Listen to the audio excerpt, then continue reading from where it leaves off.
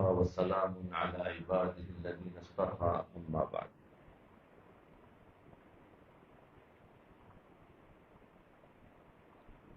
مراقبہ کا شوق.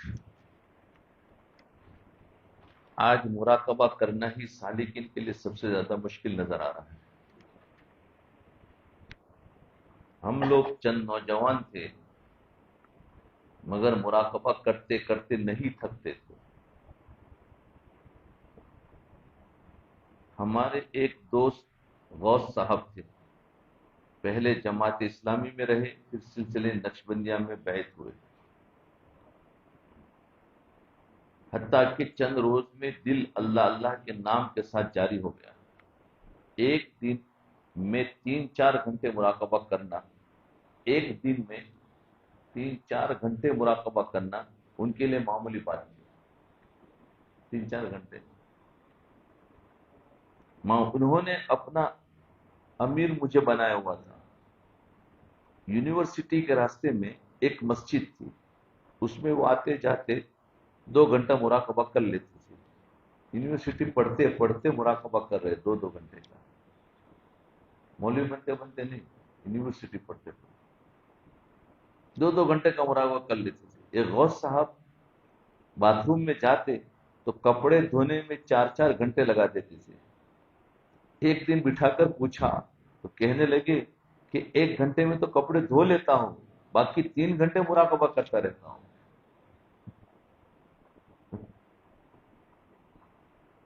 جب مراقبہ کا چسکا پڑ جاتا ہے نا، جب اس کا ٹیسٹ لگ جاتا ہے تو انسان یوں چھپ چھپ کر مراقبہ کرتا ہے کہ کسی کو پتہ ہی نہیں چلے. کسی اور بہانے سے کام کر رہا ہے، کہتے اتنا دیر لگا ہے کام، حالانکہ وہ مراقبہ کرتا ہے. تو فرمایا چھپ چھپ کر مراقبہ کرتا ہے مگر یاد الہی سے اس کا دل نہیں بھرتا. جب وہ دور یاد آتا ہے تو دل میں ایک ہک سی اٹھتی ہے کہ کتنا وقت مل جاتا تھا یاد الہی کے لیے، مگر اب مصروفیات بڑھ گئی ہے کہ انہیں مراقبوں کے لیے دل ترستا ہے. انہی مراقبوں کے لیے دل ترستا ہے. مصروفیات بڑھ گئی. دل ڈھونڈتا ہے پھر وہی فرصت کے رات دن. دل ڈھونڈتا ہے پھر وہی فرصت کے رات دن، کہ بیٹھے رہے تصور جانا کیے ہوئے. کہ بیٹھے رہے تصور جانا کیے ہوئے، یعنی وہ اللہ کی یاد کے ساتھ بیٹھے رہے. جب اس کا ٹیسٹ لگ جاتا ہے، پہلے اللہ کی یاد کے لیے ہمیں بٹھانا پڑتا ہے اپنے آپ کو، نفس کو مار کر. جب اس کا مزہ آ جاتا ہے تو نفس پھر ڈھونڈتا ہے کہ ذرا فرصت ملے بیٹھ جا. پھر وہ ڈھونڈتا ہے تصور جانا کیے ہوئے.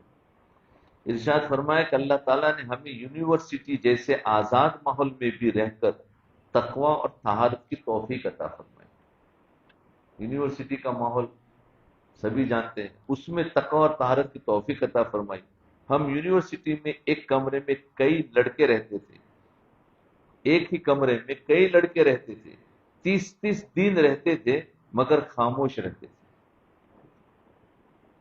ایک دوسرے سے بات چیت نہیں ہوتی تھی. اور یونیورسٹی کے لڑکے ہو اور بات چیت نہ ہو، اور 30 دن گزر جائے، ایک دن تو چلو خاموش رہے. فرمایا خاموش رہتے تھے. کیوں؟ کہ ہر کوئی یاد الہی میں مگن رہتا تھا، اپنے ذکر میں مشغول ہے. بات کس سے کرے؟ کمرے میں ایسا ماحول بنا ہوا تھا کہ ہر وقت یاد الہی میں لگے رہتے اور اپنا کام بھی کرتے رہتے تھے.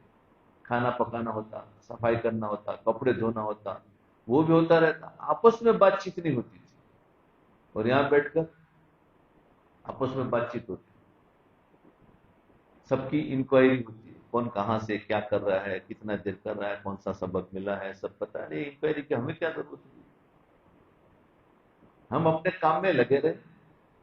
ہم جس کام کے لیے آئے ہیں بس اس کام میں لگے رہے. ہمیں ایک دوسرے سے ملنے سے ہمارا نقصان ہوگا.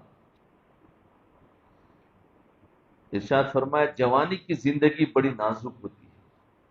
جوانی کی زندگی بڑی نازک ہوتی ہے، خصوصاً کالج یونیورسٹی میں بہکنے کے بہت مواقع ہوتے ہیں. شادی سے پہلے صوم داؤدی رکھتے تھے، اگر نفس پھر بھی نہ دبتا تو صوم وصال رکھتے تھے۔ جی، کھانا بھی اتنا تھوڑا ہوتا تھا کہ 3 لقمے ہی کھاتے تھے۔ دیکھو اپنے نفس کو ماننے کے لیے روزے رکھتے تھے مسلسل،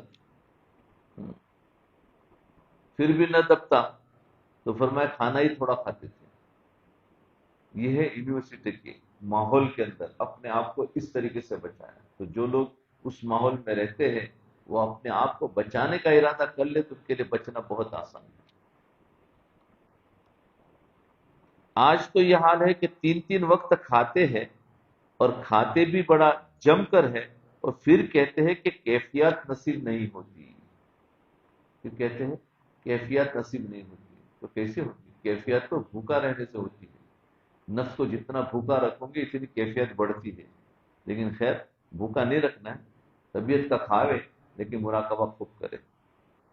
بھائی پیٹ میں اتنا کچرا بھر لیں گے تو پھر وضو قائم رکھنا ہی مشکل ہو جائے گا۔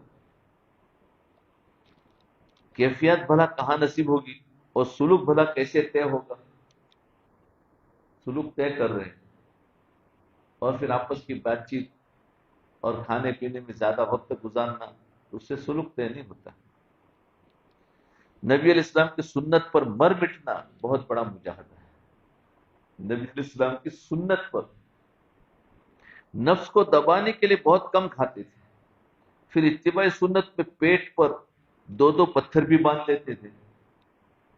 کم کھاتے، یہ یونیورسٹی کے طلبہ کا حال ہے کہ کم کھاتے اور پھر سنت پر عمل کرنے کے لیے 2 پتھر بھی پیٹ پر باندھ لیتے تھے۔ سبحان اللہ، ہے آج کو یونیورسٹی کا طالب علم جو یہ سنت زندہ کر کے دیکھے۔ تو فرمایا ہم پیٹ پر 2 پتھر بھی باندھ دیتے تھے تاکہ سنت کے ساتھ مناسبت نصیب ہو جائے۔ سنت نبوی صلی اللہ علیہ وسلم میں ایسی فنائیت ہو گئی تھی کہ مراقبہ کرتے پھر سو جاتے تو نبی علیہ السلام کی زیارت نصیب ہوتی تھی۔ ایسی حالت ہوگی تو پھر جاگ آتے اور مراقبہ کرتے پھر سو جاتے، پھر حضور صلی اللہ علیہ وسلم کی زیارت نصیب ہو جاتی، حتیٰ کہ ایک رات میں 3 دفعہ حضور صلی اللہ علیہ وسلم کی زیارت نصیب ہوتی تھی۔ تو کتنا مجاہدہ کرتے ہوں گے کہ آپ صلی اللہ علیہ وسلم بھی زیارت میں آتے تھے خواب میں۔ آج سنت نبی صلی اللہ علیہ وسلم سے عشق نہیں رہا۔ عشق اور بات ہے، وہ مجاہدہ لوگ نہیں کرتے، وہ مجاہدہ لوگ نہیں کرتے تو بھلا وہ کیفیت کیسے نصیب ہوگی؟ جتنا گڑ ڈالیں گے اتنا ہی میٹھا ہوگا، جتنا مراقبہ اور مجاہدہ کریں گے اتنی ہی کیفیت ملے گی۔ ہم چاہے کچھ نہ کریں کیفیت مل جائے تو یہ مشکل ہے۔ بیت ہوئے کئی سال گزر جاتے ہیں مگر حرام اور مشتبہ کھانے سے بھی پرہیز نہیں کرتے، پھر کیفیت کہاں سے نصیب ہوتی؟ جی، آنکھ کی حفاظت نہیں ہے، زبان کی حفاظت نہیں ہے، حضور صلی اللہ علیہ وسلم کی سنتوں سے عشق نہیں ہے، تو پھر بھلا زیارت کہاں سے نصیب ہوگی؟ ہمارے سلسلے نقش بندیہ میں اتباع سنت میں حال پیدا کرنے سے سلوک طے ہوتا ہے۔ اتباع سنت کا حال پیدا کرو، یعنی ہر وقت اس میں نبی کا کیا طریقہ ہے تو سلوک طے ہوگا۔ اس لیے ہر ممکن طریقے سے سنت میں کمال پیدا کرنے کی کوشش کریں تاکہ زوال سے نکل کر کمال کی طرف سفر شروع کریں۔ ہم نیچے گر رہے ہیں، پھر ہم اوپر کی طرف سفر شروع کریں گے جب سنت پر چلنے کا عشق پیدا ہوگا۔ فرمایا آج کے نوجوانوں کا بڑا مسئلہ آنکھ کا پرہیز ہے، آنکھ کا پرہیز ہے نوجوانوں کے لیے بڑا مسئلہ۔ اگر وہ اس پر عمل کرے تو ان کا بہت سا سلوک آسانی سے طے ہو جائے گا۔ آنکھوں کی حفاظت کرے تو بہت سارا سلوک اس سے طے ہو جاتا ہے۔ آنکھ کی حفاظت کرنا بھی سنت ہے۔ کئی نوجوان تو اتنے کم حوصلے والے ہیں کہ کچے گھڑے کی طرح ٹپکتے رہتے ہیں۔ حضرت خواجہ پیر غلام حبیب رحمۃ اللہ علیہ فرمایا کرتے تھے کہ ہم نے تو لوہے کا لنگوٹ باندھا ہوا تھا، وہ نفس کو اس طرح دبا کر رکھتے تھے کہ وہ تکلے کی طرح سیدھا رہتا تھا۔ آج نوجوان نفس پرست بنے ہوئے ہیں، اس لیے دل و دماغ بھی قابو میں نہیں ہے، ہر وقت ہی برے برے خیالات آتے رہتے ہیں۔ نوجوانوں کے لیے ضروری ہے کہ کسی اللہ والے کی صحبت میں کچھ عرصہ رہے تاکہ آنکھ کا پرہیز سمجھ میں آ سکے۔ اللہ والوں کی صحبت میں رہیں گے تو آنکھ کا پرہیز سمجھ میں آ سکے، اور پھر وہ اپنی اصلی منزل کی طرف رواں دواں نکلے۔ فرمایا اللہ والوں کا راستہ کہنے کو تو فقیری ہے، مگر حقیقت میں ایسا سکون ملتا ہے کہ ایسا سکون تو بادشاہوں کے دلوں میں بھی نہیں ہوتا۔ اللہ والے جو ہے وہ فقیر ہوتے ہیں، فقیر یعنی اللہ کے محتاج ہوتے ہیں، دنیا والوں کے فقیر نہیں ہوتے، اللہ کے فقیر ہوتے ہیں۔ ہاں، دنیا کا ایک فقیر ہوتا ہے پیسوں کا فقیر، اور ایک اللہ کا فقیر، یعنی اللہ کا فقیر کا معنی ہے محتاج۔ لیکن ان کے پاس بیٹھنے سے ہمیں کیا ہوتا ہے؟ سکون ملتا ہے، اور ایسا سکون جو بادشاہوں کو بھی نہیں ملتا ہے، ایسا سکون ملتا ہے۔ حضرت ابراہیم ادھم رحمۃ اللہ علیہ فرمایا کرتے تھے کہ اللہ والوں کے دلوں میں ایسا سکون ہوتا ہے کہ اگر بادشاہوں کو پتہ چل جائے تو فوجیں لے کر حملہ کر دے کہ ہمیں بھی سکون میں حصہ دے۔ کتنی تسکین وابستہ ہے تیرے نام کے ساتھ، یعنی اللہ کے نام کے ساتھ، کتنی تسکین یعنی سکون وابستہ ہے تیرے نام کے ساتھ، نیند کانٹوں پہ بھی آ جاتی ہے آرام کے ساتھ۔ اگر اللہ کا نام کا سکون مل گیا تو پھر یہ سارا مجاہدہ ہے نا کانٹے کی طرح ہے، اس میں سکون سے انسان زندگی گزار لے، سمجھے نا؟ سکون کے ساتھ اللہ کے نام کی جب اس کو ایک لذت مل جاتی ہے تو پھر دنیا کے جتنے بھی حالات ہیں وہ کانٹے کی طرح ہے، اس میں وہ سکون سے گزر جائے گا۔ تو نیند کانٹوں پہ بھی آ جاتی ہے آرام کے ساتھ، گزر جائے گا۔ تو یہ تو تھا جو تھا مجاہدے کا شوق کے بارے میں تھا۔ اب محبت الہی کا نشہ، ارشاد فرمایا کہ اللہ تعالیٰ ستار ہے، اللہ تعالیٰ ستار ہے، دوست دشمن سب کی ستاری فرماتے ہیں۔ ستاری کا لفظ تو سمجھ گئے تھے؟ مٹی کے اندر ایک صفت ہے ستاری، ستاری کا معنی ہے چھپانا، عیوب کو، خرابیوں کو، نقص کو چھپانا۔ تو اللہ تعالیٰ اپنے دوست کے بھی عیوب چھپاتے ہیں اور اپنے دشمن کے عیوب بھی چھپاتے ہیں۔ انسانوں میں سے آج یہ خلق نکلتا جا رہا ہے، ہمارے اندر سے ستاری کا جو صفت ہے وہ نکلتی جا رہی ہے۔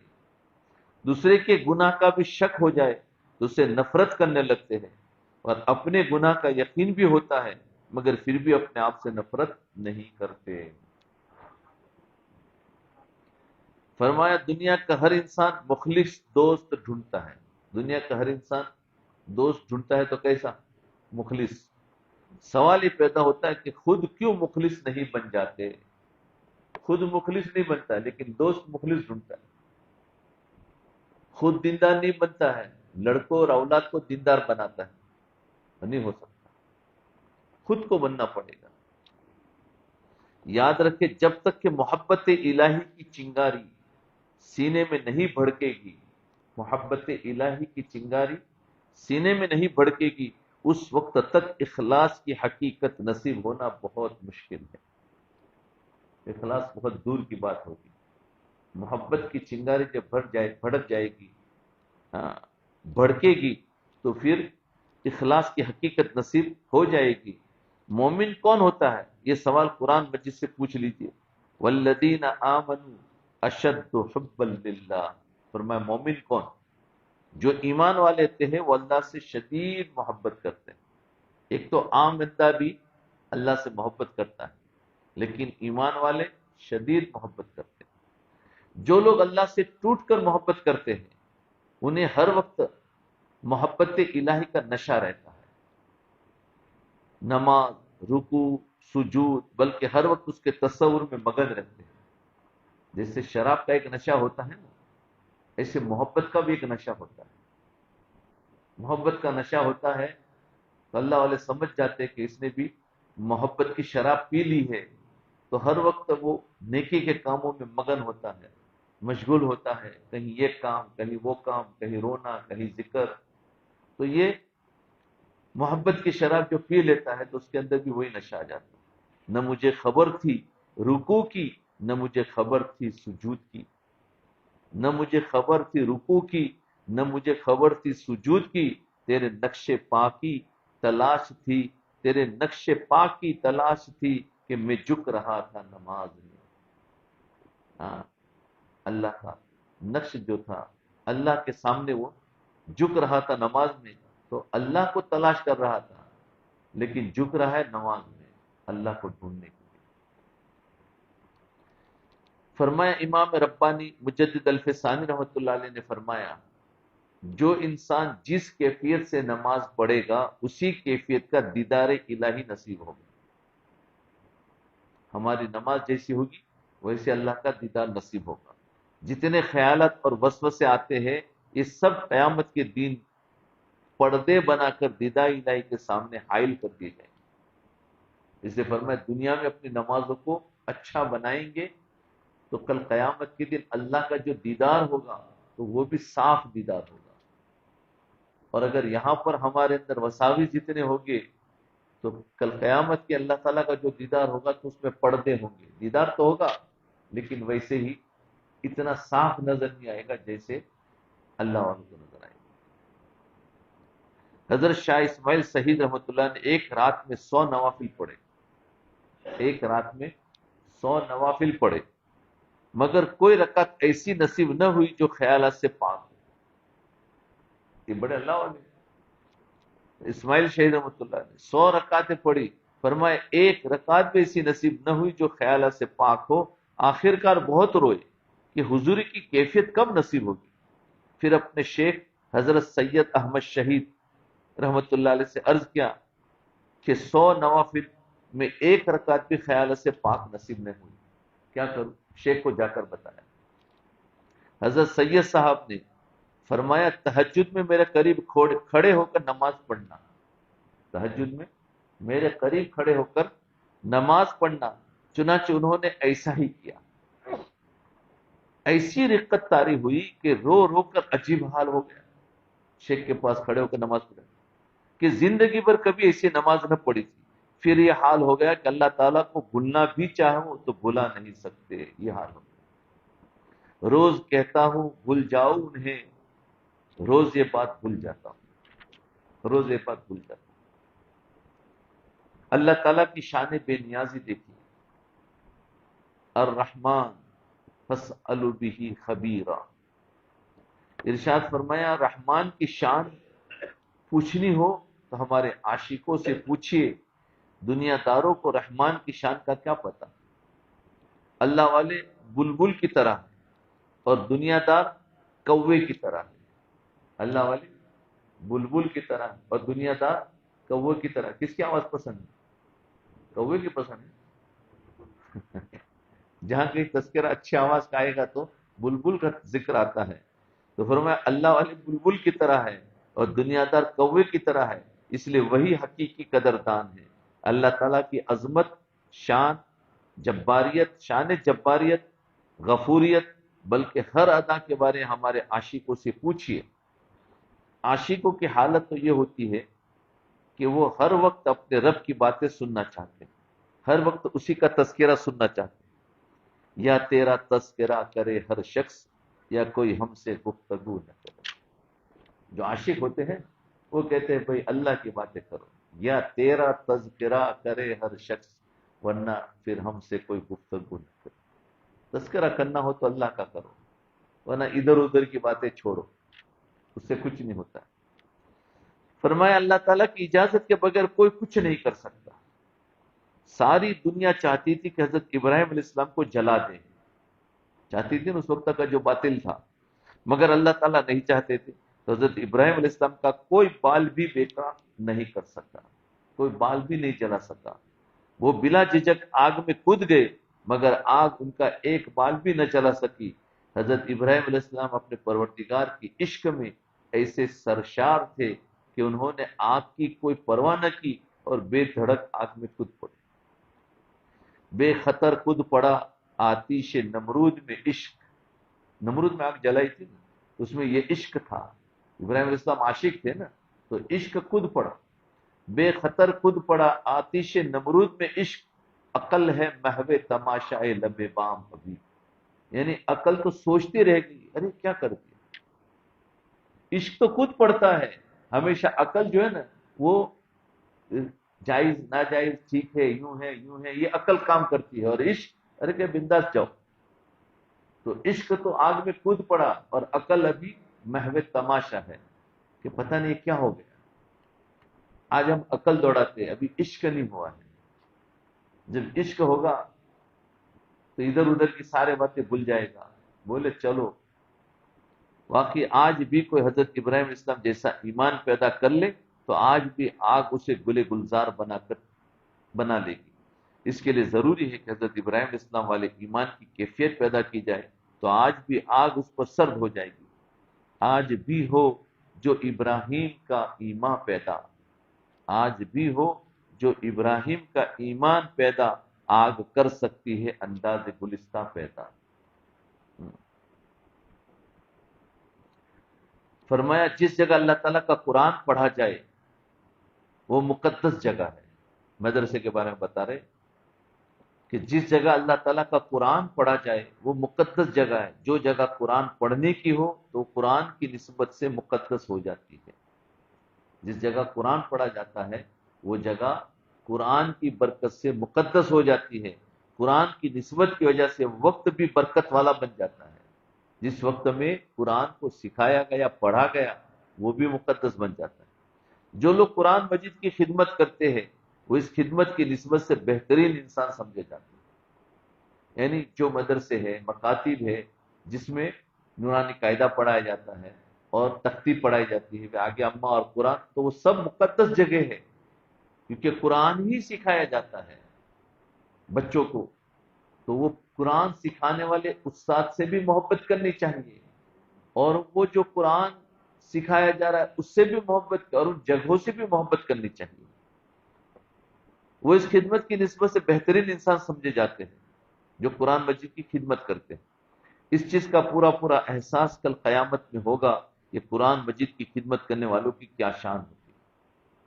قرآن مجید سے مراد پھر تختی اور کناری قاعدے پڑھنے والے قرآن میں نہیں، وہ بھی قرآن کی خدمت ہے، تو یاد رکھنا، اور جو حدیث پڑھا رہے وہ بھی قرآن کی خدمت ہے۔ جتنا بھی علم پڑھایا جا رہا ہے مدارس میں چاہے چھوٹے ہو اور بڑے ہو وہ سب قرآن کی خدمت کر رہے ہیں۔ خیرکم من تعلم القرآن وعلمہ، تم میں سے بہترین وہ ہے جو قرآن سیکھے اور سکھائے۔ ہم اس ظہر کے بعد جو حلقہ لگاتے ہیں سیکھنے سکھانے کا، وہ اسی حدیث پر عمل ہوتا ہے۔ اس مادہ پرستانہ ماحول میں اس کا سمجھنا بعض لوگوں کے لیے ذرا مشکل نظر آتا ہے۔ فرمایا قرآن مجید کی آیات کی ترتیب میں بھی بڑی حکمت ہے کہ انسان حیران ہو جاتا ہے۔ حضرت ابراہیم خلیل اللہ نے کعبہ کی دیواریں اٹھائی، یعنی اس کو بنایا، حضرت اسماعیل بھی ساتھ تھے مگر ان کا نام آخر میں آیا۔ ابراہیم علیہ السلام نے جو کعبہ کو بنایا تو جب اللہ تعالیٰ نے بیان کیا تو پہلے حضرت ابراہیم علیہ السلام کا نام دیا، اس کے بعد اخیر میں حضرت اسماعیل علیہ السلام کا نام ہے۔ وَإِذْ يَرْفَعُ إِبْرَاهِيمُ الْقَوَاعِدَ مِنَ الْبَيْتِ وَإِسْمَاعِيلُ رَبَّنَا تَقَبَّلْ مِنَّا إِنَّكَ أَنْتَ السَّمِيعُ الْعَلِيمُ، کہ کعبے کی تعمیر میں حضرت ابراہیم علیہ السلام اور حضرت اسماعیل علیہ السلام برابر کے شریک ہیں، مگر حضرت ابراہیم علیہ السلام بڑے ہیں اس لیے ان کا نام پہلے آیا، پھر ضمناً حضرت اسماعیل علیہ السلام کا بھی نام آ گیا، اس لیے کہ بڑوں کی دعائیں اور توجہات ہوتی ہے، بڑوں کی برکات بھی بڑی ہوتی ہے، اس لیے قرآن حکیم نے جب کعبہ کا تذکرہ فرمایا تو اصل صحرا حضرت ابراہیم علیہ السلام کے سر باندھا کہ انہوں نے کیا، اور اس سے یہ سبق حاصل ہوتا ہے کہ کام چھوٹے کرے مگر وہ برکت کے لیے اپنے بڑوں کا نام لے، چھوٹے کام کرے لیکن بولے کس نے، بولے نہیں ہمارا کوئی نہیں، ہمارے بڑوں نے کیا ہے، تو نام بڑوں کا لیا جائے تاکہ بڑوں کی برکات اور دعائیں بھی اس میں شامل ہو جائے۔ اس لیے بھی جب کام کو بڑوں کی دعاؤں کا نتیجہ سمجھیں گے تو عجب اور تکبر کے خطرناک اثرات سے محفوظ رہیں گے۔ جی فرمایا جو ادارہ بھی اخلاص سے شروع کیا جائے، جو بھی ادارہ اخلاص سے شروع کیا جائے اس سے اللہ تعالیٰ چلاتے ہیں، جس کی بنیاد اخلاص پر ہوتی ہے تو اللہ اس کو پھر چلاتے ہیں۔ اور اس میں برکت ڈال دیتے ہیں۔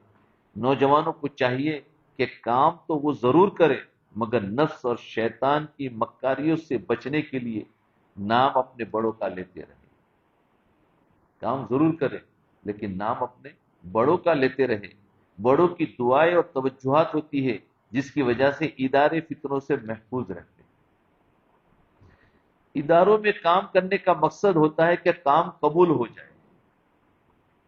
قرآن کی ترتیب ہے کہ کام جماعت کرے مگر نام بڑے کا ہے تاکہ اتحاد اور برکت شامل ہو جائے۔ اگر بڑے کا نام لیا جائے تو بڑا آدمی بھی اسے اللہ کا فضل سمجھے تاکہ اللہ کے فضل سے کام چلتا رہے۔ جو کچھ ہوا ہوا کرم سے تیرے، جو کچھ ہوا ہوا کرم سے تیرے، جو کچھ ہوگا تیرے کرم سے ہوگا۔ آئندہ بھی جو کچھ ہوگا وہ بھی اللہ کے کرم سے ہوگا، جو کچھ ابھی ہوا وہ بھی اس کے کرم سے ہوگا۔ فرمایا معلمات اور طالبات میری ایک بات لکھ لے، مدرسے چلانے والوں کے لیے خاص ہدایت ہے۔ فرمایا معلمات اور طالبات میری ایک بات لکھ لے کہ جب تک اپنے آپ کو مٹا کر کام کریں گے تو کام آگے بڑھے گا۔ اپنی پوزیشن مٹا دے، یہ بات یاد رکھیں۔ ہم اپنی پوزیشن کے ساتھ کام کریں گے تو علم تو پھیلے گا لیکن عمل وجود میں نہیں آئے گا، زندگیاں تبدیل نہیں ہوگی۔ تو فرمایا جب تک اپنے آپ کو مٹا کر کام کریں گے تو کام آگے بڑھے گا، اور جب کوئی اپنی ذات کو آگے کرے گا تو اللہ کے فضل کا فیض بند ہو جائے گا اور ادارے فتنوں کا شکار ہو جائیں گے۔ یہ تو راستہ ہی مٹنے کا ہے۔ اپنے آپ کو مٹا کر کام کریں گے تو کام آگے بڑھے گا اور پھلے اور پھولے گا۔ اگر ریا اور دکھاوا ہوگا تو تباہی ہوگی، ریا اور دکھاوا ہوگا تو تباہی ہوگی۔ ارشاد فرمایا حضرت ابراہیم علیہ السلام نے دعا فرمائی، ربنا وجعلنا مسلمین لک۔ ہم کہتے ہیں کہ ہم مسلمان ہیں مگر حقیقتاً بنتے نہیں ہیں۔ مسلمان بننا اور بنانا بڑا مشکل کام ہے۔ مسلمان بننا اور مسلمان بنانا بڑا مشکل کام ہے، اور جو بناتا ہے وہ پتہ پاتا ہے۔ حضور صلی اللہ علیہ وسلم نے فرمایا المسلم، مسلمان کون ہوتا ہے؟ المسلم من سلم المسلمون من لسانہ و یدہ۔ فرمایا یہ مسلمان کو پہچاننا ہو تو دو علامتیں بتائیں۔ حقیقی مسلمان کو پہچاننا وہ ہے جس کے ہاتھ اور زبان سے دوسرے مسلمان محفوظ رہے۔ ہاتھ اور زبان سے دوسرے مسلمان محفوظ رہے تو سمجھو یہ حقیقی مومن ہے۔ ہاں، یہ ذکر و مراقبہ سے ہمیں حقیقی مومن بننا ہے۔ یہ نہ سمجھے کہ ہمیں یہی خالی کرتے رہنا ہے، اس کے ذریعے سے ان صفات کو لانا ہے۔ اگر صفات نہیں آ رہی ہے تو پھر کھیل ہو رہا ہے، حقیقت نہیں ہے۔ تو صفات کو دیکھنا چاہیے کہ میرے اندر صفات آئی کہ نہیں آئی، یاد رکھیں۔ علامہ اقبال رحمۃ اللہ علیہ نے کہا زبان سے کہنا اور بات ہے، دل سے کہنا اور بات ہے۔ خرد نے کہہ بھی دیا لا الہ تو کیا حاصل، دل و نگاہ مسلمان نہیں تو کچھ بھی نہیں۔ دل اور نگاہ مسلمان نہیں بنی اور زبان کہہ رہی ہے لا الہ الا اللہ، بڑے مزے لے کر کہہ رہے ہیں، لیکن نگاہ تو مسلمان نہیں ہے، دل ابھی مسلمان نہیں ہے۔ تو یہ ذکر کرنے سے دل اور نگاہ کو مسلمان کرنا ہے۔ تو مومن کی کیا علامتیں بتائی؟ دو علامتیں ہیں کہ اس کی زبان اور ہاتھ سے محفوظ رہے۔ لوگ ہاتھ زیادہ مردوں کا چلتا ہے اور زبان زیادہ عورتوں کی چلتی ہے، تو دونوں کے فتنے سے محفوظ رہے کہ ہمارے ہاتھ نہ چلے۔ تو بیوی شوہر کے ہاتھ سے محفوظ رہے اور شوہر بیوی کی زبان سے محفوظ رہے، تو حقیقی مومن بن گئے دونوں حقیقی مومن بن گئے۔ حضرت ابراہیم خلیل اللہ جیسا پیغمبر مسلمان بننے کی دعا مانگ رہا ہے، حقیقتاً وہ مخلص اور سچے مسلمان بننے کی دعا مانگ رہے ہیں، کیونکہ جو جتنا مرضی مخلص بن جائے مگر وہ اپنے بارے میں ہمیشہ ڈرتا رہے گا۔ حقیقی مسلمان بننے کی بہت بڑی ذمہ داریاں ہیں، حقیقی مسلمان بننے کی بہت بڑی ذمہ داریاں ہیں۔ اس لیے مخلص مسلمانوں کی یہ بھی علامت ہوتی کہ اپنے بارے میں ہمیشہ لرزا اور ترسا رہتا ہے۔ مخلص جو ہوتا ہے وہ کام کر کے اکڑتا نہیں ہے بلکہ کام کر کے ڈرتا ہے۔ اخلاص کی علامت کام کر کے ڈرتا ہے اور وہ کام کر کے اکڑتا ہے۔ تو ڈرنا یہ اخلاص کی علامت ہے، اکڑنا یہ اخلاص نہیں ہے۔ ارشاد فرمایا حضرت ابراہیم خلیل اللہ علیہ السلام کی دعائیں بڑی عجیب و غریب کہ دل تک اترتی چلی جاتی ہے۔ ربنا وابعث فیہم رسولا منہم، اس دعا کا مطلب ہے کہ اللہ جگہ میں نے بنا دی ہے، یعنی بیت اللہ بنا دیا، جگہ میں نے بنا دی ہے، اب اس کو آباد کرنے والا کوئی بھیج دے۔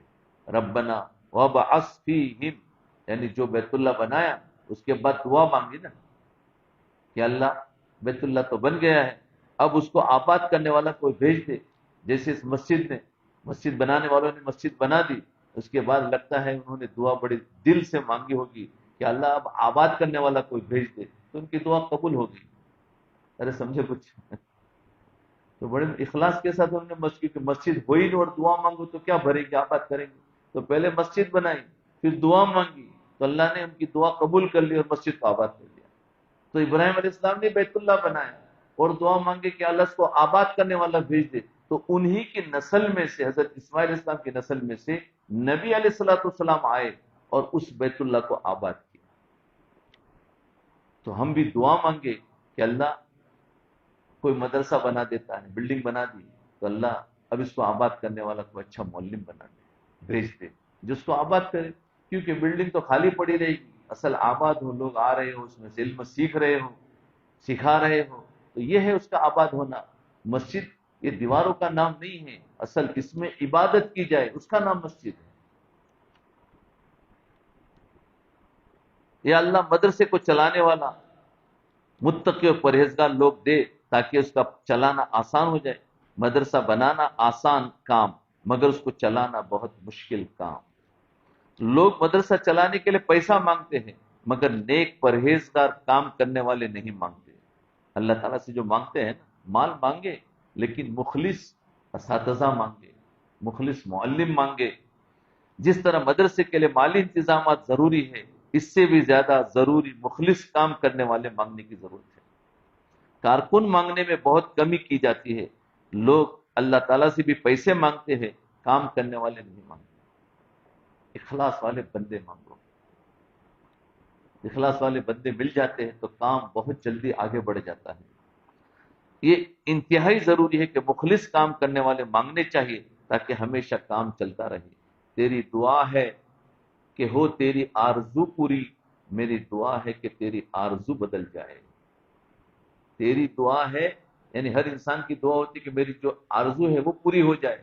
اب میری آرزو کیا ہے کہ زیادہ زیادہ مال مانگ رہا ہے، میری دعا ہے کہ تیری آرزو بدل جائے، بولے اس کے بجائے تو اس کو آباد کرنے والا مانگ۔ فرمایا آج ہم بھی یہ دعا مانگے کہ اللہ ہمارے ادارے میں کوئی ولی یا مجدد پیدا کر دے۔ اپنے لیے ماں باپ بھی اپنی اولاد میں مانگے دعا کہ اللہ میرے اولاد میں بھی کوئی مجدد پیدا فرما، کوئی ولی پیدا فرما جو دنیا میں کام کرے، یا ایسی کوئی بچی پیدا کر دے جو قطب یا مجدد کی ماں بن جائے۔ ہر معاملے میں ہماری نظر اللہ تعالیٰ کی ذات پر ہو، مانگنے میں کمی نہ کرے۔ اگر معلمات کے اندر نیکی اور تقوی ہے تو اس ادارے کا فیض چل پڑتا ہے۔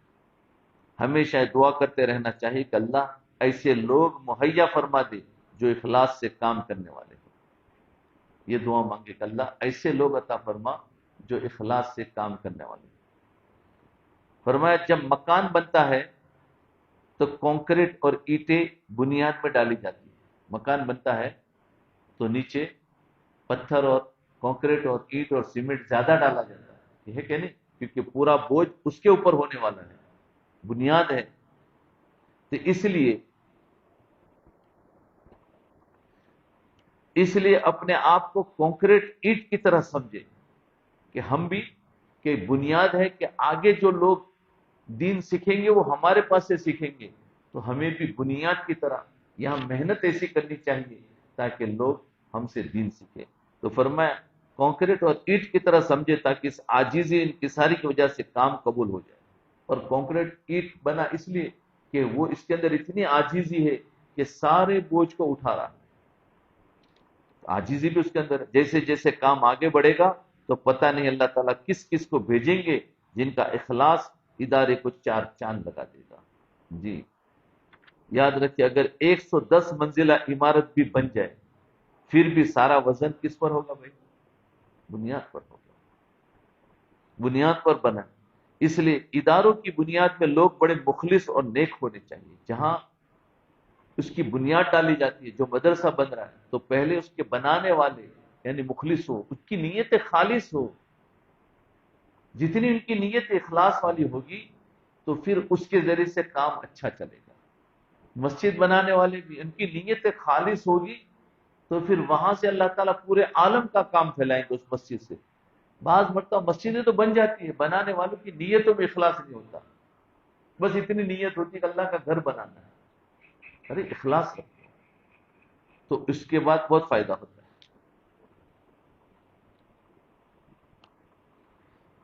فرمایا غذا کے ذریعے سے علاج.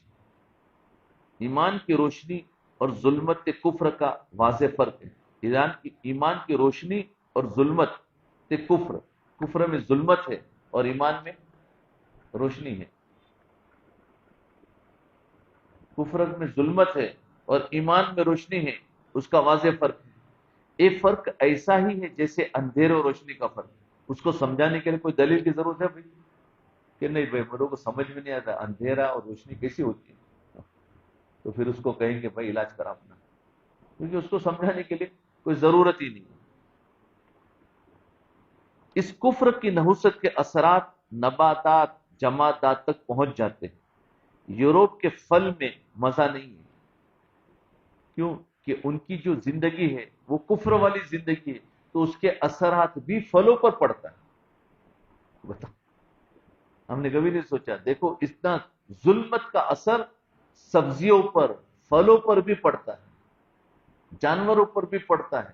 تو کہہ رہے کہ یورپ کے پھل میں مزہ نہیں ہے اور پھلوں میں خوشبو نہ ہونے کے برابر ہے. ہمارے یہاں کمرے میں ایک سیب پڑا ہو تو سیب کی خوشبو پورے کمرے میں پھیل جائے گی. ایک آم ہو تو اس میں کیسی خوشبو ہوتی ہے. کسی گھر میں کوئی آم پڑا ہو تو وہ بھی پورے گھر کو مہکا کر رکھ دیتا ہے. یورپ میں پھلوں میں ذائقہ نہیں، پھلوں میں خوشبو، پھولوں میں خوشبو نہیں، اور انسانوں میں وفا اور ایمان نہیں. یورپ کی لائف میں وفاداری نہیں، اپنے مطلب سے دوستی، مطلب پورا ہو گیا ختم. اور دوستی ایسی ہوگی کہ ہم جیسے سمجھیں گے یار یہ تو بہت پکا ہمارا دوست ہے. نہیں نہیں، ان کی لائف میں وہ سمجھتے ہیں، لیکن ہم ادھر جائیں گے تو یار اتنا اچھا آدمی ہے، پھر بعد میں ہمیں پتہ چلے گا کہ یہ تو کچھ گڑبڑ ہو رہی ہے.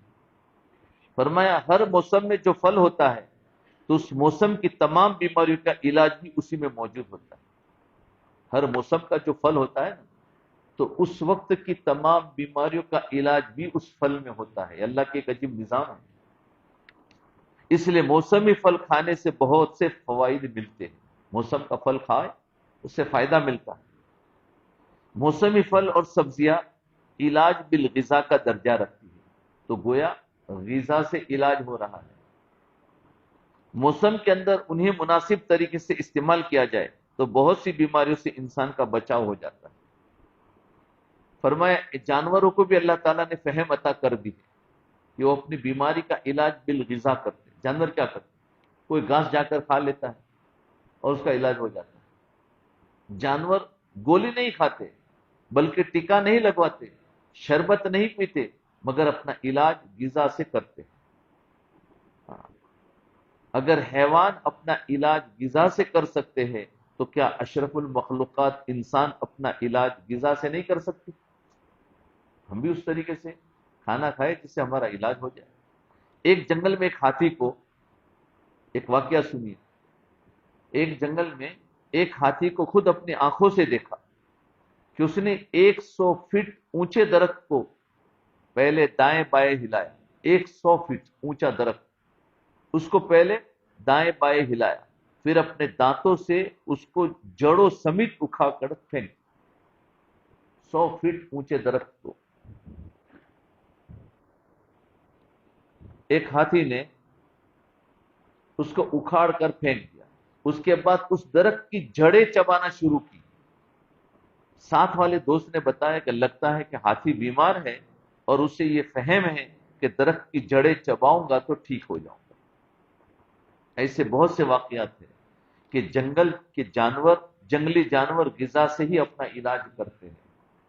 جی، سوال یہ پیدا ہوتا ہے کہ اگر جانور غذا سے اپنا علاج کر سکتے ہیں تو کیا انسان غذا سے اپنا علاج نہیں کر سکتے؟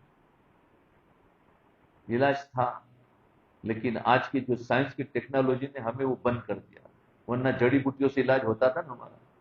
ارے ہوتا تھا کہ نہیں ہوتا تھا؟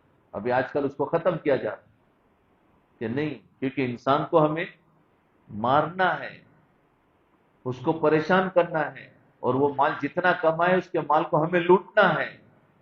تو ایسی دوائی بنا دی کہ جو ہمیں لگ رہا ہے صحت، اور وہ بیماری کو بڑھاتی ہے، اور وہ مسلسل دوا کھاتے رہو اور پیسہ کما کما کر ان کو دیتے رہو۔ انہوں نے ایسی چال چلی ہے کہ ہم اس کو سمجھ ہی نہیں پاتے۔ تو ورنہ ہمارا علاج غذا سے ہی ہو رہا تھا، لیکن وہ سارا بند ہو گیا۔ فرمایا جانوروں میں بندر بڑا چالاک اور پھرتیلا جانور سمجھا جاتا ہے۔ بندر بھی بڑی سے بڑی بیماری کا علاج غذا سے ہی کرتا ہے۔ بندر، ایک جگہ انڈیا میں بندر بہت زیادہ تھے، لوگ ان کے ہاتھوں بہت تنگ تھے۔ عورتوں نے مردوں سے شکایت کی کہ یہ بندر بچوں کے کپڑے بھی اٹھا کر لے جاتے ہیں اور درختوں پر چڑھ کر دکھا دکھا کر پھاڑتے ہیں۔ گھروں میں سے تو اٹھا کر لے گئے اور اوپر جا کر، وہ عجیب مخلوق ہے، دکھا دکھا کر پھاڑتے ہیں، ان کا کوئی علاج کرے۔ مردوں نے سوچ بچار کر کے ایک ترکیب اختیار کی۔ انہوں نے زہر آلود روٹیاں بنوائی۔ مردوں نے کہا کہ اچھا روٹیاں بنو، اس میں زہر ڈال دیا، اور پھر انہیں مکانوں کی چھتوں پر بکھیر دیا۔ جب بندوں نے اتنی زیادہ تعداد میں روٹیاں دیکھی تو بہت حیران ہوئی کہ آج تو بڑی عزت اور محبت سے ہمارے روٹیاں بنی ہیں۔ تو حیران ہوئی، کبھی تو ہمیں چھیننا پڑتا تھا گھر میں جا کر، اور آج تو ہمارے لیے بچھا دی ہے۔ وہ بڑے چالاک ہوتے کہ اس میں کچھ گڑبڑ ضرور ہے، ایسا تو کوئی کرتا ہے۔ روٹیاں دیکھی تو بہت حیران ہوئے، اپنے بڑے بڑے گرو گھنٹال بندروں کو بلائے۔ ان میں ایک امیر ہوتا ہے، بندروں کی جماعت میں ایک امیر ہوتا ہے، وہ ایک آواز لگاتا ہے، سب اس کے پیچھے پیچھے چلتے ہیں، ہاں، اور کوئی اس کی نافرمانی نہیں کر سکتا۔ تو جب روٹیاں دیکھی تو انہوں نے کہا پہلے امیر صاحب کو بلاؤ۔ تو امیر صاحب آئے اور دیکھا، روٹی کو سونگا، انہوں نے آ کر روٹیوں کو سونگا اور ان ٹکڑوں کا جائزہ لیا۔ تھوڑی دیر کے بعد سینکڑوں کی تعداد میں بندر اپنے اپنے منہ میں، یہ سب چلے گئے۔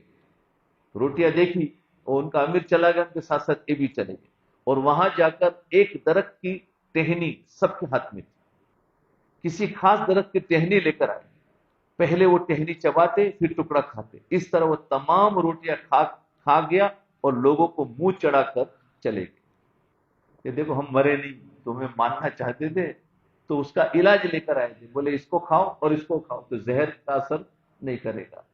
اور پھر ان کو ٹاٹا بائی بائی، کہ دوسرے دن اور بھیجنا، ہم کھاتے رہیں گے۔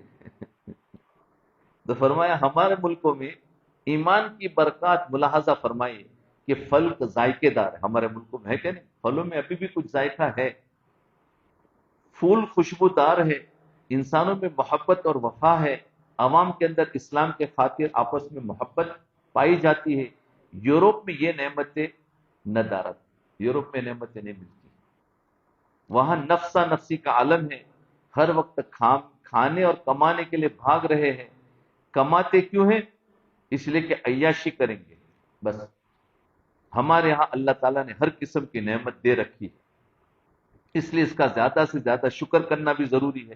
گرم موسم بھی ہے، ٹھنڈا موسم بھی ہے، پھل بھی ہے، سبزیاں بھی ہے، زرخیز زمین بھی ہے، پہاڑ بھی ہے، موسم خوشگوار بھی ہے، صحت افزا مقامات بھی ہے، پھولوں کے باغات بھی ہے، دریا بھی ہے، سمندر بھی ہے، اور ابلتے ہوئے چشمے بھی ہے۔ اللہ نے ساری نعمتیں دی ہے۔